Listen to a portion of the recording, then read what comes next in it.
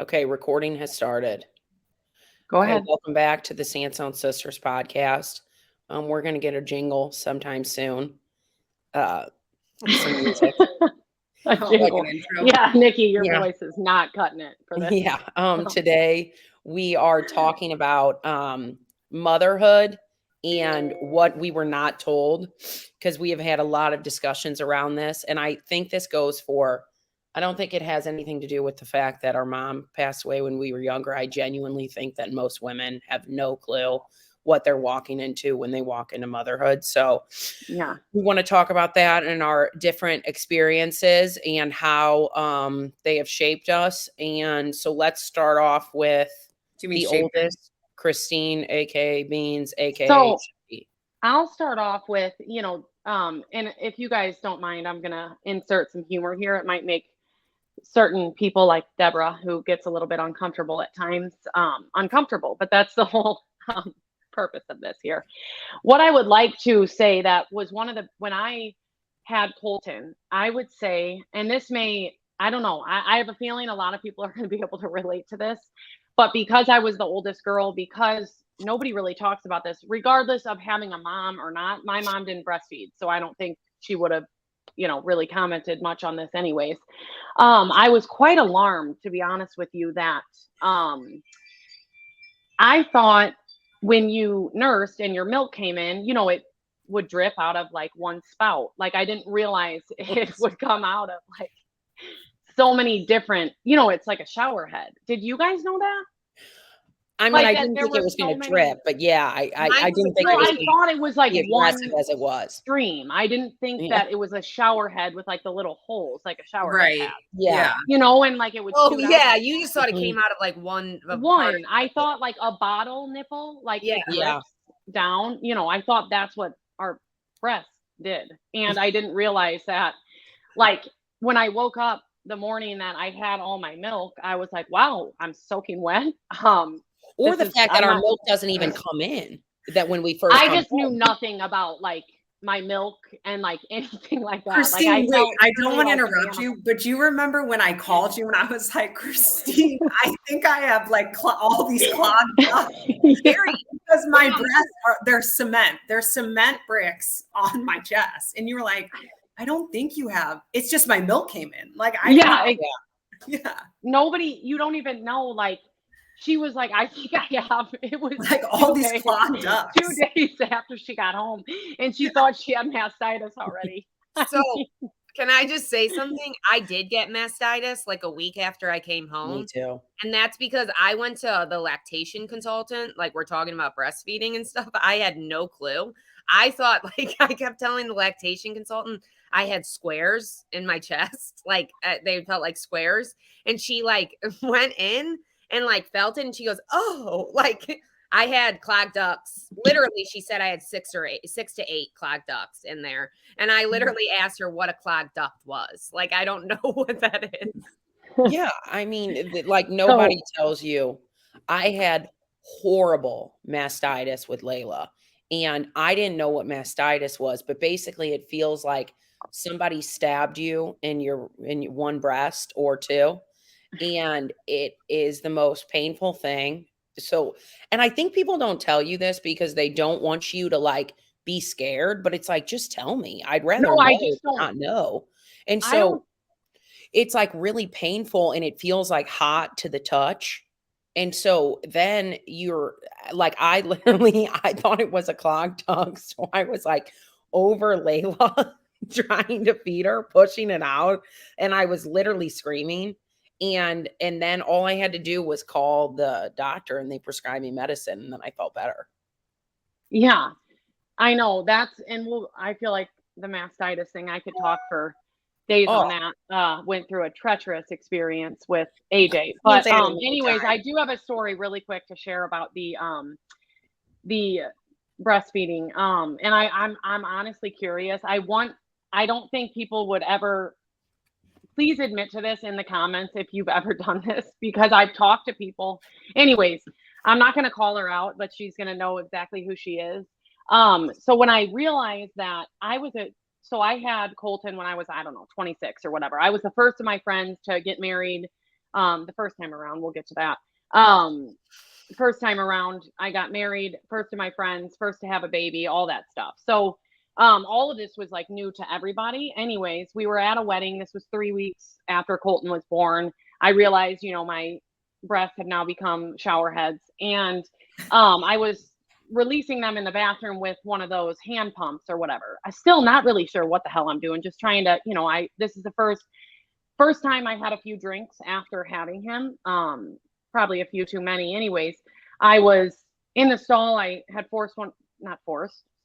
I had asked one of my friends to join me. And as I was releasing into the toilet, I thought it would be funny to then turn around, and you have to know my friend Alex, I am going to call you out. And I decided to think it was funny to spray my breast milk onto her. Yeah. Anyways, she was very floored and very offended by that thing, rightfully so.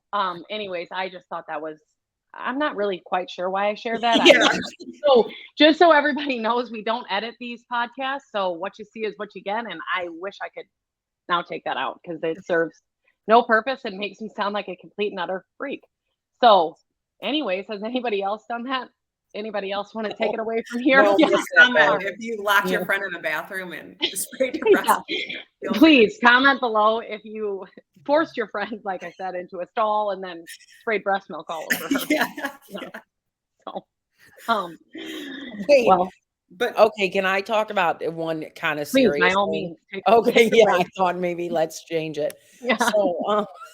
So, okay, what I wish would have been talked about with me. So obviously my situation was different. I had Layla at 23, like barely 23, and I was right out of college. So literally I had her May 25th and my graduation date was like May 17th or something. And fun fact, I've actually never walked in a graduation. Isn't that crazy? Me either. That is. Yeah. Senior year I wasn't allowed because Of high school? Yeah, because I drank on the last day of school, and so then I wasn't allowed. And then, but I'm sober now. And then college, I was pregnant, so I didn't. But I was going to be in labor. Well, you graduated. Hey. But I graduated. Yeah. Oh yeah, I graduated with honors actually. I guess that's what happens when you get pregnant in college. But I don't condone that. So, anyways, I had Layla. And I was in a situation where I knew I was going to be doing it on my own. So meaning it was just going to be me and, and obviously my family as a support system, but I just knew that's how it was going to go. And so, when I had her, I felt it was the craziest feeling I've ever felt because I felt like I delivered her and my labor was pretty quick. I delivered her and then I delivered the placenta, which I didn't know that happened either until I did it. And then I felt this like it was almost like when I delivered my placenta, and I don't know if you guys felt this, it was like a rush of hormones like came out of my body or something. It was like a rush of anxiety. And it was the craziest feeling. And so much was happening. Like I remember there were so many people in the room and everyone was talking and it was just like, and my anxiety was just like piercing. And the only time I'd ever had anxiety like that was when mom passed away. And it felt like it just felt like I couldn't do anything. It felt like I couldn't even, because it was so crazy. Like, so Layla came out and I had this moment alone with her, like where it felt like there was no one else in the room. And the nurse or the doctor handed me Layla. And I was like, oh my God, this child's identical. Like, this is my kid. And this is the person I've been like dreaming about knowing for the past 10 months. And then all of a sudden I heard voices and then it was just like, oh my God, like I'm like, what the hell am I going to do here? And I just remember like the anxiety being so crippling that my psychiatrist actually came to the hospital, and I had gotten on, my gynecologist sat with me. I had really good doctors, and my gynecologist sat with me and I told her how I was feeling, and she actually diagnosed me Lexapro. And then my psychiatrist came and I told him what was going on. And he had kind of smiled and he was like, Nikki, you just have postpartum anxiety. And it was like, okay, great. I can put a name to it. But it's also like, why did no one tell me this? And what was crazy is like the other moms around me, because people were so scared. I mean, I think of me being a mom, which understandably, but some other moms around me were like, what's going on? And I was like, oh my God, it like made it feel kind of like worse. And then I remember getting home and my Aunt Sin, or our Aunt Sin, came over, and I was sitting in Layla's playroom, and Aunt Sin was like, I told her what I was feeling because I was having really intrusive thoughts. Like, what if and I think this is important to talk about, like, what if I harmed Layla? What if that, like, I was really scared of like everything. And then I was scared of the intrusive thoughts, like not knowing that they were just simply anxiety. And Aunt Sin was like, she just normalized it, and she just like heard me, and she was like, honey, I'll never forget it. She goes, honey, of course you fucking feel this way. You're a single mom and you're 23. Why wouldn't you feel this way? And I literally just, and her voice, like sitting there like, come on, honey. Like, and it was just so reassuring that like this woman that has had 7 kids be like, oh yeah, why wouldn't you feel that way?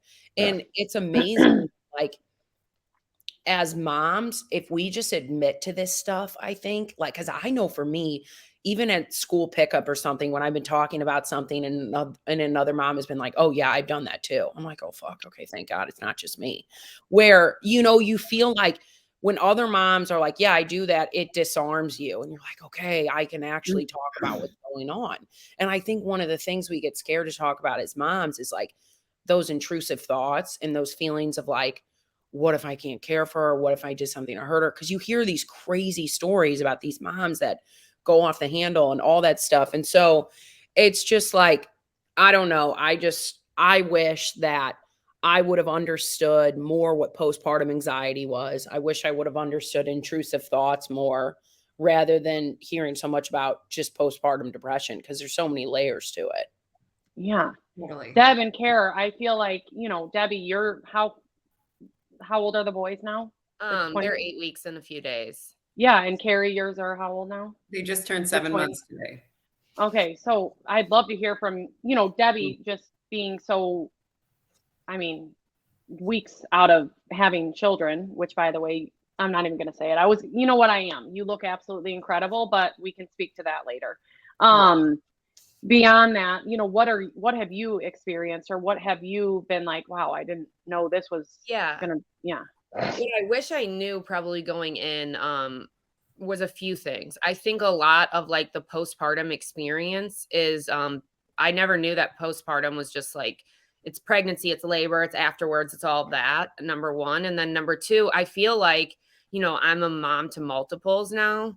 I have twin boys, and everything that you really hear about is like everything I heard about, everything I was prepared for, everything like that was all in reference and all like special to a single baby, like raising a single child. And I had to realize, like, I have 2, like after I had them, like these guidelines that you want to follow and these schedules and these things, they don't work for me. They work. Everything is kind of acknowledged. Like, I feel like the world focuses on you having one baby and one baby only. So bringing 2 kids in, I honestly was like, wait, so you want me to feed the one and then burp him and then put him down? Well, what about the other one when they're screaming, starving, and I have to burp him at the same time? And then he's the one from previous spit up because I didn't burp him quick enough because I had to feed the other one. Like, there's moments where you're like, wait, so you kind of have to figure out like what works I had to figure out like what worked for me. Like everything that I've like learned, I have to tweak. And I'm realizing that in the postpartum world, like nothing is based on multiples. Unless you talk to a twin mom, there's nothing really out there for me that's like you know, my sister Carrie has been like a huge support for me because she had twins. And Amazing. as much as like you relate to moms in general, I couldn't really relate to like some of my peers and my sisters that had my sister-in-law that had single kids, because it was just everything's been so different. And then I mean, I've really focused too on the postpartum anxiety. I was always taught about postpartum depression. I've always known about that. Because of mom, right? Or not that she had Because of it, mom, but and just because of, yeah. you know, I'm a hairstylist. I have women in my chair all the time that struggle with, you know, infertility, postpartum, everything. So depression is really at the forefront of who I am and what I do, even on a day-to-day basis with work. But I think what I didn't prepare for is what Nikki was kind of touching on was postpartum anxiety. And this is going to be news to a lot of people, but I've been on medication. I was on medication my entire pregnancy. My doctor recommended not getting off of it, off of an anti-anxiety and antidepressant, because twin pregnancies, you have a greater chance. It's like 1 in 3 versus 1 in 10. 1 in 3 parents of multiple struggle with postpartum versus 1 in 10 women on the outside of singles. So he, you know, knew my situation, knew that I had already been diagnosed with anxiety. So we came to the realization, I'm not going to get off my medicine. Debbie, can I ask a quick question to that point? What is there any shame associated, like when you explain? Okay. Very much. I The understand reason that. being because you will find women that are like, oh my, you can't stay on an anti-anxiety. You cannot be on an antidepressant. It's bad for your kid. It's bad for your body. It's bad if you're going to breastfeed. It's all of these things. Everyone has an opinion. And so I kind of went into it not really telling people that much. I had a relative of mine that I've confided in, not one of my sisters actually, that told me, you know, she didn't get off and she didn't tell anybody. And I just realized like, okay, whatever, I'm gonna have to do this, because I realized for me, if I do get off of this and I have these kids and I do get postpartum, it's going to be a lot worse than what happens to them if I'm breastfeeding them and they get an SSRI in their body, like, which is a stabilizer, mood stabilizer in their body. So I was like, I had to weigh out my pros and cons, but I did it by myself. And I wished as women, we could talk about it. Yeah. And 100%. just kind of, so after I had them, they actually upped my dose like immediately. Like I left the hospital with a higher dose of what I went in. And that was always the plan. It was always a plan. Once you pop them out, we're going to up it because your hormones are going crazy and all that. So I leave the hospital and I'm in the clear. I'm like, I don't have depression. I'm great. Like I love my kids to death. I don't have any of these intrusive thoughts. Everything was great. And then I realized, well, I didn't realize actually, like up until 2 weeks ago, I still wasn't like vocal and honest about, I didn't even know really. Yeah. So my obsession with postpartum anxiety, I call it an obsession because it's become obsessive. And this is going to be, I mean, this is the first time I'm talking about this outwardly besides to my sister Carrie, but I mention it like in laughing and stuff, but it's actually really serious.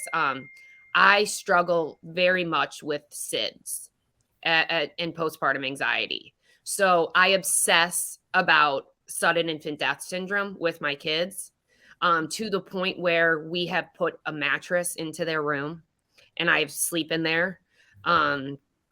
I check on them multiple times a night, you know, things that are not talked about, things that are not normal. I have gone down the rabbit hole. I research, I read about it, all of that. And I didn't even know that that was a form of postpartum anxiety. I thought, oh, I need to be aware of it. Worried or Yeah, I just need to be aware of this. And I'm worried about it because it happens. And I think I've always by nature, I know, I mean, all my sisters would say this, that I'm a control freak by nature anyways. And I think with SIDS, it's not explained. Yeah. It's still unknown. There's a lot of like whatever. So I think that has a lot to do with my anxiety in general, to already feel out of control about that. But it was like, it's like foreign to me how you can lay your kid down and they're perfectly healthy. And then you hear about these moms that 3 hours later, their kids cold. And it's like, that's my obsession. So that I had to realize was postpartum anxiety. I didn't know that was postpartum anxiety.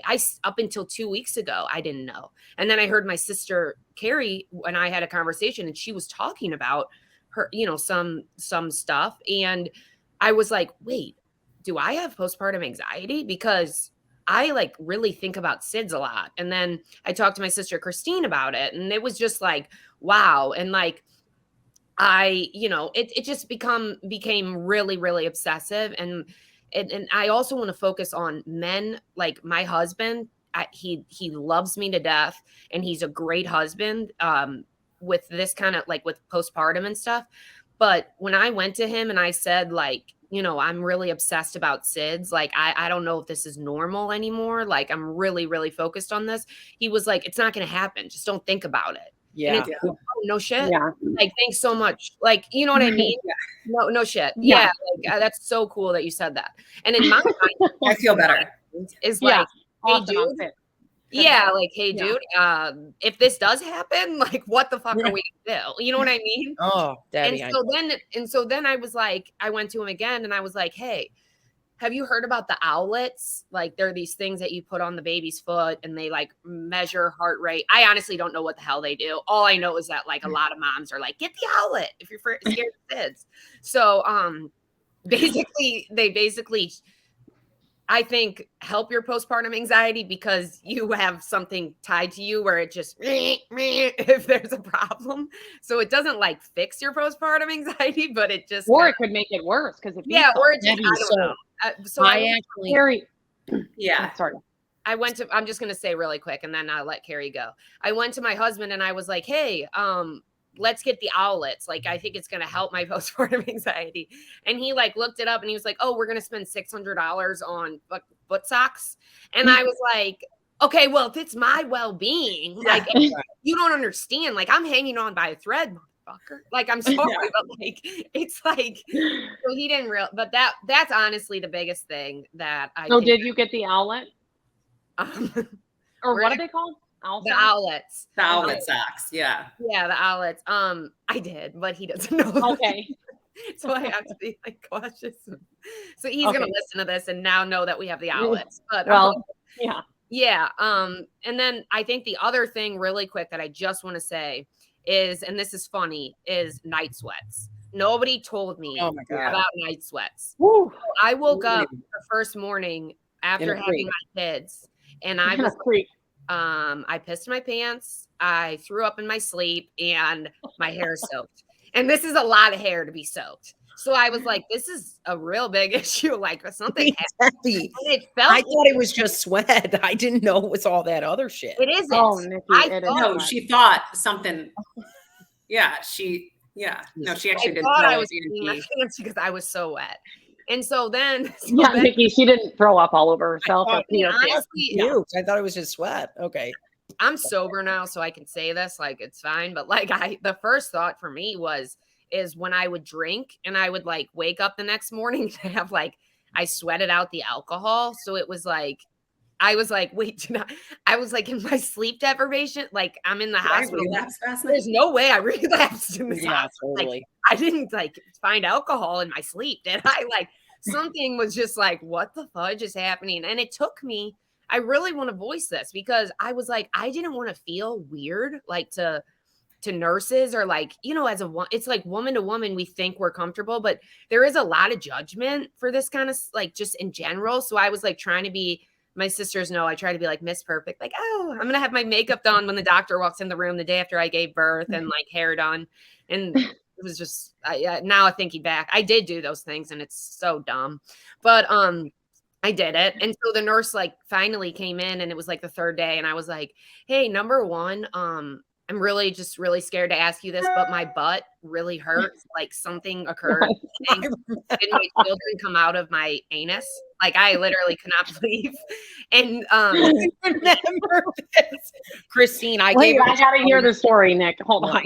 And secondly, ma'am, before you answer that question, because I'm really nervous about how you're going to answer that. The second thing is I'm literally wet 24/7. Like my dog's coming down the steps. I'm soaking wet. And she goes, oh, honey, you had an episiotomy. And I go, oh, okay. No freaking clue what an episiotomy. You want to explain to me what an episiotomy is? And she basically, I had to look it up. I acted like I knew. I was like, oh, that makes sense. Like, no big deal. She leaves the room and I'm like, hey, Ricky, I think our kids came out of my butt. I think something happened and they had to come out of her butt. And he looked up an episiotomy and he goes, oh my God, this is why like your anal glands were hanging out. And I was like, what? Because my husband went in and was like, I'm not looking down there. He was at the head of the bed. Like I gave birth to twins vaginally, which is rare, but Yeah. he said that things were hanging out of my butt. And I said, no, that's the umbilical cord. Like, you know, like afterwards, I was like, Ricky, that's the umbilical cord. Like, hey, you know nothing. And and he was like, no, like it was like anus, things like out of your butt. And so basically, yeah. So we looked it up and I was cut like from front to back because my kids had. So essentially your kids did come out of your butt. Yeah, so essentially they were going to tear up to my back. And so the doctor had to take an X-Acto knife and cut me so my kids' heads could fit through my body. And I go, oh, this makes sense of why I literally cannot sit down. Like I literally thought, and that I was like, wait, I don't even feel anything out of my vagina. Like I could have kids. But my butt, I was like, this isn't normal. So that's where a lot of my pain came from. And I wish people would tell me, you know, hey, it's normal to maybe feel a certain way, considering I had an X-Acto knife taken to my body. But I blacked out during the birth. So I didn't really remember the doctor telling me, I'm going to cut you now. Like, so there's that. And I wish people would have told me. And it took a long time. I was in a diaper for 5 weeks and there was a lot of hemorrhoids and a lot of problems. God almighty. I'm going to let Carrie take it away on her situation because she gave me a lot of good advice too. Yeah. Thanks, Deb. That was great. So, I mean, I think you guys touched on a lot of things like I wish I would have known too. And breastfeeding is obviously one of them. Like I really feel as though I thought I was super prepared beforehand. Like I was even like, and consult with your doctor about this, but I was even like pumping colostrum prior to having the boys, just so I felt like I did all this like stuff looking into, breastfeeding and making sure I was set and ready to go. But, then my boys got here and it was just, you just don't know until you have your children or child or, whatever your situation is. And it's interesting because Debbie, I don't know if you feel like this, but I almost feel like I feel guilty saying this, but like robbed of the breastfeeding experience in a way because Frankie was such a good breastfeeder. And Leo, I didn't realize this until a little bit later. And this was a whole other thing. Leo had severe reflux, which was anybody that's dealt with that knows how tough that is. And he just wasn't, I had an extremely fast letdown too, which I didn't even know what that was. And it took me like a good month to realize, okay, I can pump first, and get my, so the flow is not so overwhelming for them. And then they can latch and, all these things. It's like, it's almost takes you weeks and months to figure it out. And then you finally figure it out and you're just completely drained of it. So I just wish there was more. I also had a phenomenal lactation consultant, but I saw her towards the end of my breastfeeding journey. And I wish so bad that I would have seen her in the very beginning. And if there's a new mom, I would highly suggest, get in touch with a lactation consultant. I had someone come to my home, the one in the hospital. I know that's not everyone's experience in the hospital, but I just didn't have the best. She was like, here's a, nipple shield, like good luck. So she sucked. But the lactation consultant that came to my home was phenomenal. And then, and Christine, I'll hand it over to you in a second, because I know you want to talk about something specifically with breastfeeding. But so that's number one. I wish that it's almost like that needs to be a full course before you have like CPR and breastfeeding, I think is like something that, seriously. Yeah. And then the other thing too is like, and this is something that I know the four of us are probably like hopeful that we can shift the way this is, because as supportive we are as moms and women of each other, I think we also can be extremely judgmental. Mm-hmm. And I think that there's so much guilt I have around like, okay, if I wasn't breastfeeding, I was going to introduce formula, but like I was almost embarrassed to say that to certain people because I didn't want them to like judge me. And then I also like there's certain decisions that I made for my children medically where it's like, to be quite honest, like I don't give a flying F what people think, but at the same time, I like don't tell anyone because I'm like, you know, are they going to judge me or what are they going to think or, you know, this and that. And like, you guys know this, but like I put my children, you know, pretty early on their bellies to sleep. And that is like, the fact that I'm even saying that out loud is like, people probably think I am like the worst mom, and it's at the end of the day, I really realized like, you don't, first of all, I just want to preface the fact that like whatever decision I make for my children, I'm extremely dedicated to that. I don't make these decisions blindly. I very much, you know, make them educated as possible. And it kind of led me down this path of like, gosh, I wish that we were more, you know, sort of what I said on our last podcast, like we're all just trying to stay afloat. And it's like, you know, if you as a mom or, you know, Christine or Debbie or Nikki, like if you choose this decision for you or your family and that works for you, like I'm here to support you by all means. Like that may not be what I want to do or what I agree with, but like, heck, if that works for you and that's helping you, then, you know, that's how I feel like we should be. And I feel like as supportive as we are, we also can be extremely judgmental. And I'm sure you guys are part of some of those Facebook groups where someone will like post, the people are brutal. And it's like someone will post a picture and they'll be asking about like breastfeeding. And the picture will be like of the baby in a bassinet and everybody's attacking them about, you know, a burp cloth hanging over the side of the bassinet. And it's like, let's just all take a deep breath. You know, if you have an opinion on co-sleeping or whatever it is, like keep that to yourself and whatever works best for you and your family. I think is super important. So I was definitely a little unprepared of how judgmental the community can be. And I think that's something that I really would love to see shift in a way. I think that's, I don't know. I kind of rambled. I don't really know if you totally did. Absolutely. Can I say a quick thing about following up with what Carrie said?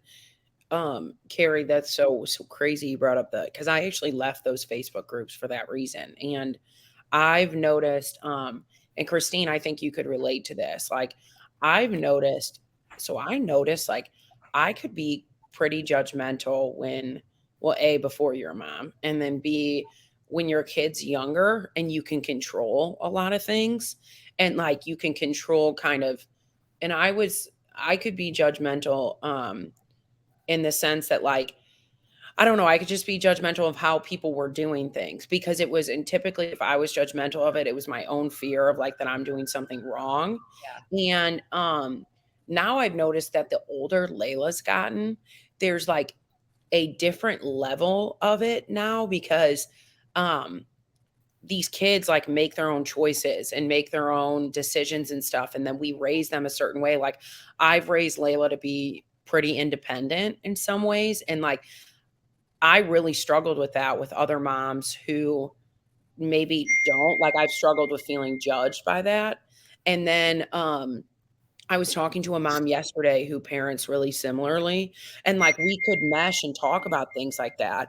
But I even get nervous to talk about like mistakes I've made in parenting and things of that sort. Cause there is like, I think technology and stuff is great, but there's so much crap out there about like gentle parenting and, you know, being a gentle parent and how it does this. And then you get a new study that says, oh, but if you're too gentle, then your kid grows up to be a drug addict. It's just like, God damn, like, can I just parent my kid? I think that's what Carrie was saying. And that's what I'm like, saying. Susie, how do you know it all? It's and like, Carrie, if you look at us, okay, look at all of us. We all come from the same mom and dad. And like, if you even look at our appearances, all of us are completely different. Just look at our homes, look at the way we carry ourselves. Like we are all so incredibly different. So why in the hell would like, I know how to parent Frankie and Leo, or how would I know how to, you know, it's just like, like everyone in the world is completely different. How would Joe Schmo know how to parent Layla? It's just like, you'd have no idea. So I just think there's like this entitlement of like sharing your opinion and saying, oh, well, you should do this, or it's like, when did we all think we were, I don't know. Experts and Yeah. It's crazy. I know. I agree. And that's Talk about all this because she, like she was saying, she was the first one out of all of us to have a kid. Yeah. And then, so she kind of introduced me to a lot of like stuff that I knew. I know everyone kind of feels like that too. So Christine, what can you remember? Yeah, thanks, Deb. I have a few things. One of my biggest things that I experienced is still, honestly, there's not a lot of research and there's around it, and it's something known as referred to as D-MER. It's dysphoric milk ejection reflux. I found, one book on it there that a lactation consultant wrote. And I joined Facebook groups. Anyways, I did not experience this with Colton, to my recollection. I do have thoughts about that and whether I did or not, but I did with AJ. And what D-MER is basically is, as you're having a letdown, which is, I didn't know there was a term for that. I could actually feel when my milk was about to start to let down.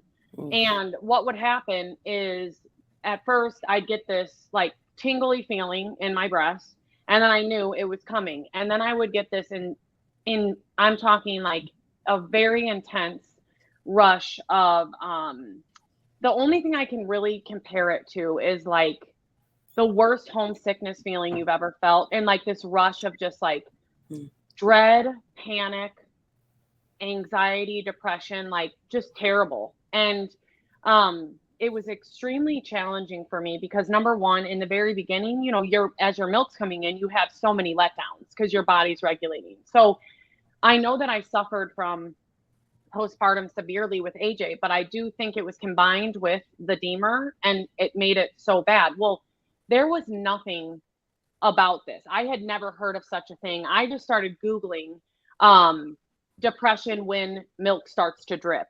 And this is when I came upon, dysphoric milk ejection reflux. And it sounds bizarre. I'm honestly curious how many people, can relate to this, how many women have felt that feeling. And you'll know, it's not like, did I feel that? Like, you will know what I'm talking about. And if you've experienced this, because it is so intense. And it's interesting because apparently it doesn't happen with every child, right?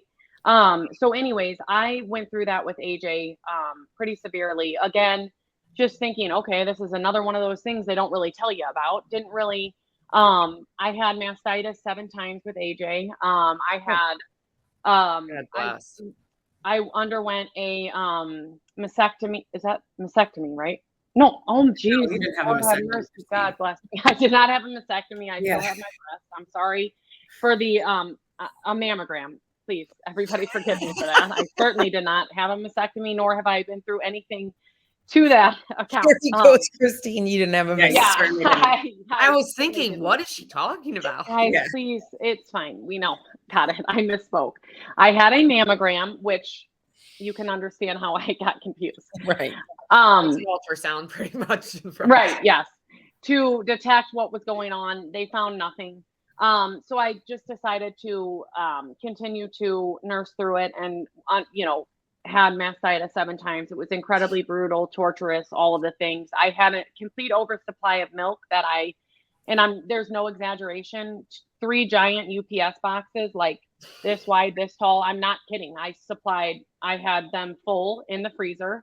I had more milk than the dairy cow near my house, dairy farm could. Honest to God, it was the most, I've never seen anything like it. That's how I was a overwise for babies. And Carrie, yeah. So where was I going with this, you guys? Okay. Anyways, then I had the D-MER with AJ. I then decided to, when I had Luca, I was like, I'm going to breastfeed, but I simply cannot go through that again. Honestly, it was, I really still have like PTSD thinking about it. It was such a terrible experience.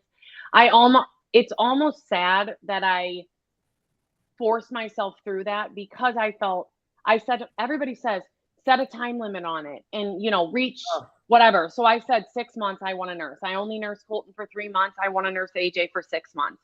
I literally tortured myself through that to get to the 6 months. And then I had enough supply to almost last, him a full year on breast milk. And I look back and I'm like, I completely destroyed the breastfeeding experience. I can't tell you truly, I'm sad to even realize this, but it wasn't enjoyable at all. I didn't enjoy a single moment because I had these letdowns of depression and everything. Yeah. And it wasn't enjoyable. So I said, I had Luca and I think quite I just want to frankly, say, I think breastfeeding can be a really beautiful thing for people. I 100%. don't want anyone to get scared or, No, yeah. This is just your experience. Yeah, exactly. That's absolutely. And I'm glad you pointed that out, Carrie, because this is my experience. Yeah. However, if I were to have a 4th child, I'm not sitting here saying that I wouldn't breastfeed. I'm not saying that because I do. I think it's an amazing thing for women to do and be able to do and all that stuff. But I don't think that you should. I had so much guilt when I gave up breastfeeding with Luca because I experienced the D-MER. And the guilt I was literally, guys, it was the biggest obsession. Yes. I was going back to pictures of AJ at that exact time Luca was. And I was like, comparing like, okay, how did I feel then to how I feel now? Like, I just want to give this up. I want to stop. Like, so bad. I was on Facebook groups. I followed the Formula Mom on, like, there's just, all these, the guilt that's tied to it. And because we feel like, do you think it's because like we feel like we're depriving our children of this, like, like, what is it? Do you think? I think maybe some people too. I think society pumps us. For me, society. Oh my God. But I don't know, because like I relate to Christine very much and Carrie. When Carrie said earlier that she kind of got robbed of her breastfeeding experience, that's how I feel. And I feel like, for example, like me having 2 kids at once and like breastfeeding, like it was getting to the point where I was like, I had to choose between sleep and breastfeeding. Exactly. Like literally, I would literally wake up with the boys. I'd have to pump. Then I'd put one on the boob, the other one on the boob, make sure that they latched. Then I would have. That's if you can tandem feed too. If you can tandem feed. And I was lucky I could tandem feed, both latched. And then on top of that, at the same time. A lot of moms can't. The one boob is more than the other and they have to switch and your babies. And then on top of that, then once you're done with that, I would have to feed them out of the bottle because I knew they weren't getting enough from my boobs. And then I would have to pump again. So I was lucky. I mean, the first 3 weeks of their life, I literally am not making this up. I may have averaged an hour of sleep a night maximum. And it was getting to the point where if you lose sleep when you're trying to breastfeed, like I was realizing your mental state goes from like very quickly from like good to severely bad. Like it was getting to be like my marriage was suffering, my kids were suffering and all of that. So I feel like I got kind of robbed of the breastfeeding experience too. And then on top of that, like who knows if I get pregnant again and have one child, I may love it like Nikki did. Yeah. You know what I mean? Yeah. I can promise you that it's not as black and white as they make it seem. It's actually the complete opposite. And I think when I say they, I mean just everybody, and everybody's experience is so much different. And I didn't tell anyone that I was supplementing with formula besides my sisters, because I was like, I don't want people like, what if my kid grows up and this kid's breastfed and my kid, they go to Harvard and my kid goes to, doesn't go to college and then it's breastfeeding. It's like, none of our moms breastfed. Like, and it's fucking mom breastfed back then. Who made this like all be all? Your kid's better if they're. It's like fed is best, but it's like fed is best. And guys, also Layla went to daycare at 8 weeks old, which is fucked up. Yeah, I cannot believe that I did that. It makes me physically ill. But she went to daycare at 8 weeks old, and she was getting formula then too. Like it wasn't like I was exclusively breastfeeding. I mean, I breastfed for a while. But then I liked breastfeeding because I felt so this is something that I've never talked about. I felt really lonely. It's going to make me cry. I felt really lonely as a parent, like Yeah. doing it all on my own. And I felt like it was like me and Layla against the world. And so when I breastfed her, I felt closer to her. So like Mhm. when I stopped breastfeeding her, because it was like the time that I got with her where it was like really me and her connected. And so when I stopped, I felt this feeling of like, oh my God, what if like we don't connect in the same way? And I think like, and I think also I want to talk about this, like, and Christine, I want to get your input on this. We talk like you hear more about kids at a younger age, right? And I think sometimes the older ages, like I'm talking like not the toddler years, like 5 to 12 or whatever, or 6 to 12.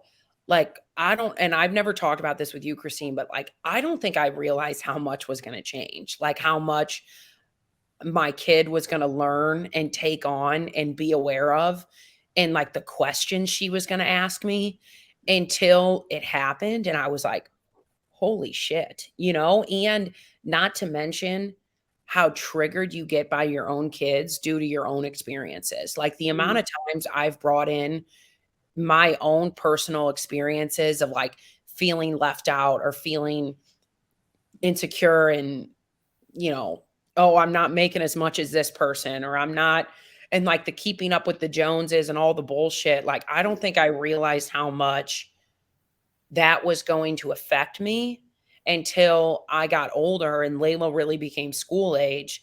And it became more about that and like your kids just getting triggered that like, oh, what if my kid grows up like I did? Or what if they have the same experiences? And Christine, you and I have talked about that with our kids, maybe our kids feeling left out or feeling like, and then how it brings in our shit from when we were younger. And I think that's another thing that's like not talked about a whole bunch.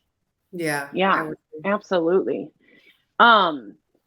Carrie, I think as we wrap this up, I would love for you to kind of bring us home and conclude this whole thing and just give us some words of wisdom. I feel like, both you and Debbie being the newest moms of all, like what I don't know, bring us home, Yeah. Care, Deb. Yeah, no, I agree. And I think, I think we talked on our last episode where we have multiple reasons why we're doing this. And I think this one, if, I don't know if you want me to speak on behalf of all of you guys, but for me, my biggest thing is like, if we could just bring home the fact that we are all really just trying to do our best. And there are so many things that, like we mentioned, that we're unaware of before we, begin the motherhood journey, that we're learning when we begin the motherhood journey. Like, I think the more that we talk about supporting one another and, not necessarily having to agree or anything like that, but being there for each other, and not just as sisters, but as a community of moms and women. I think that's the biggest thing. Like, we could really, shift a lot of the way, things are handled. And I think that, the biggest thing for me is just being more supportive of one another. And I think that starts with the four of us, really. And we already are, but just sort of, letting the world know that there's a lot to accept. We all have differences. I agree. Absolutely. Yeah, I think normalizing the stuff that doesn't feel normal. I think that's probably the biggest thing we're probably saying in this podcast is, normalizing what doesn't feel normal. My postpartum anxiety was a big point of that. And SIDS, I mean, there's got to be a mom out there that can relate to me.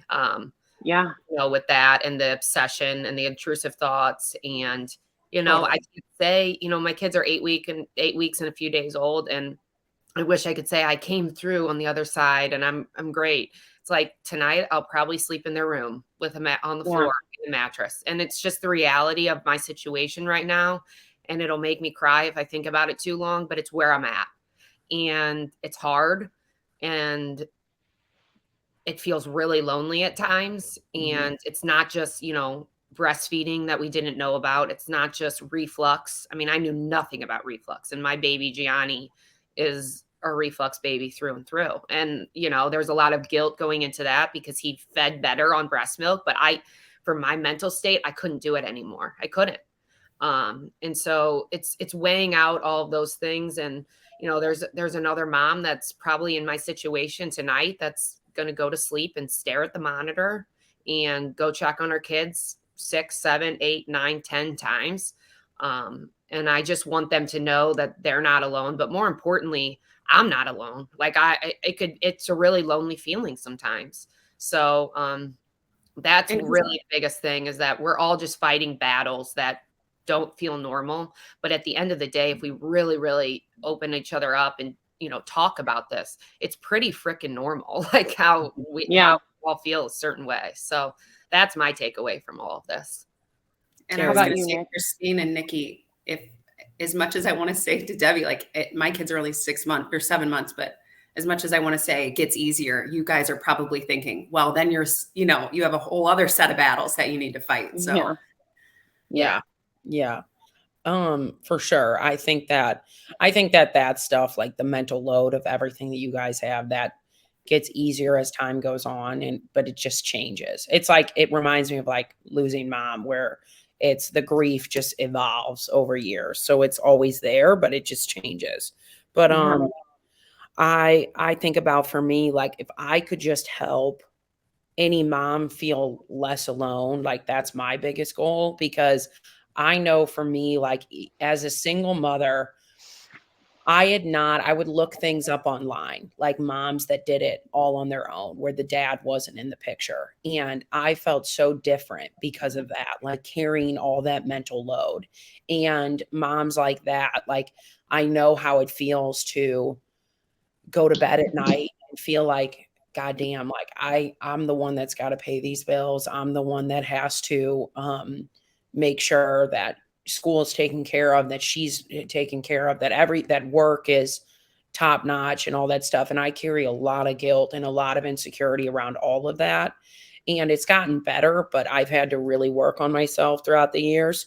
And I think that, like, also the feeling, I want to say one more thing about this too. When Layla started going to her dad's, and then we grew to 50-50, I felt less than, because I went from a full-time mom to what I thought of as a part-time mom. That's bullshit. So anyone who tells themselves that's bullshit. When you're a mom, you're a mom. It never goes away. You never sleep the same. You never do anything the same ever again. Like, I think about the things that I've pushed through since having Layla, and I just never thought I had the strength that I have. And I surprise myself a lot of the time. So I think moms and women are by far the strongest people literally ever. I mean, we're balancing a million different things. And I think if you have full-time help or no help, it doesn't matter. The shit is all hard. And we just all need to understand really what Carrie said, that we're all in different situations. And what I like about all four of us is that we're all different.